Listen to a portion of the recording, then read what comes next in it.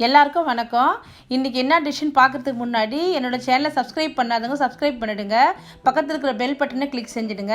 இன்றைக்கி நான் செய்ய போகிறது எறா ஸ்டஃப்டு சப்பாத்திங்க. அதுக்கு தேவையான பொருட்களை பார்க்கலாம். 250 கிராம் எறா எடுத்து வச்சுருக்கேன். Kitchen king masala 1 table spoon, ஒரு வெங்காயம் கட் பண்ணி வச்சுருக்கேன், 2 பச்சை மிளகாய், கொஞ்சம் கொத்தமல்லி, உப்பு கொஞ்சம், தேவையான அளவு எண்ணெய். இப்போ எப்படி செய்யலான்னு பார்க்கலாம். ஸ்டவ்வில் வந்து ஒரு பேனை வச்சு ஒரு 2 டம்ளர் தண்ணி ஊற்றுங்க. அதில் கொஞ்சமாக உப்பு கொஞ்சம் சேர்த்துக்குங்க. தண்ணி கொதிக்கும் போது அது எறா க்ளீன் பண்ணி வச்சுருந்த எறாவை எடுத்து அதில் போடுங்க.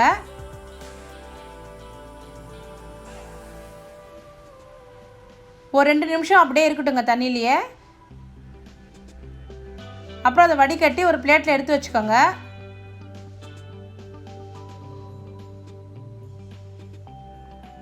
மிக்ஸி கப்பு எடுத்து அந்த வடிகட்டி வச்சு எறாவை அதில் போட்டுருங்க. பச்சை மிளகாய்,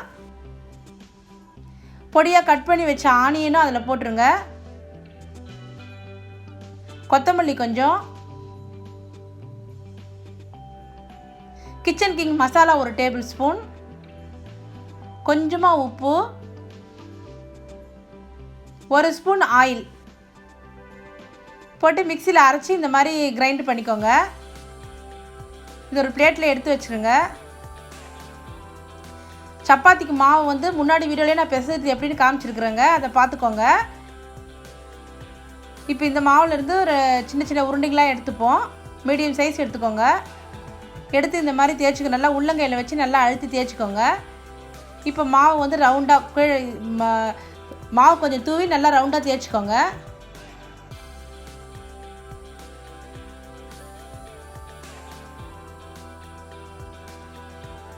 இப்போ நடுவில் வந்து ஸ்டஃப் பண்ணி வச்சுருந்தோம் இல்லைங்களா எறா, அது நடுவில் வைங்க.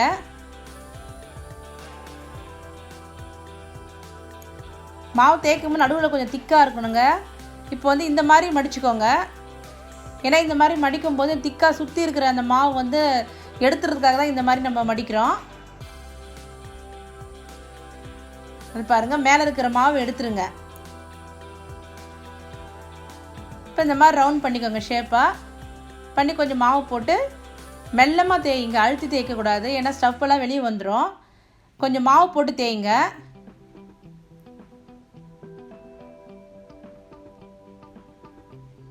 இந்த அளவுக்கு தேய்ச்சிருங்க. இப்போ கல் வந்து தோசைக்கல் சூடு ஏறிடுச்சு, அதில் போட்டுருவோங்க. போட்டு 2 பக்கமும் முதல்ல சூடு பண்ணி வைப்போம்.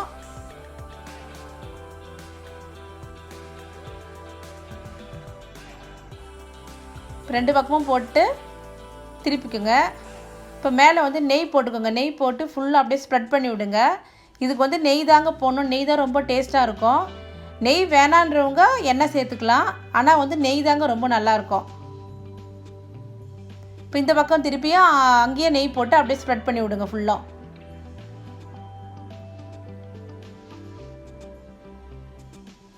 பாருங்கள், இந்த பக்கம் நல்லா வெந்துடுச்சு. இப்போ இந்த பக்கமும் நல்லா வெந்துடுச்சு பாருங்கள்.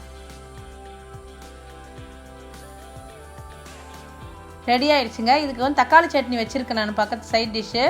தக்காளி சட்னி ரொம்ப நல்லா இருக்குங்க. இதுக்கு தக்காளி சட்னி எப்படி செய்யுதுன்னு அடுத்த வீடியோவில் நான் போடுறேன். இந்த டிஷ்ஷை நீங்கள் ட்ரை பண்ணி பார்த்துட்டு பிடிச்சிருந்தா கீழே கமெண்ட் பண்ணுங்கள். நன்றி.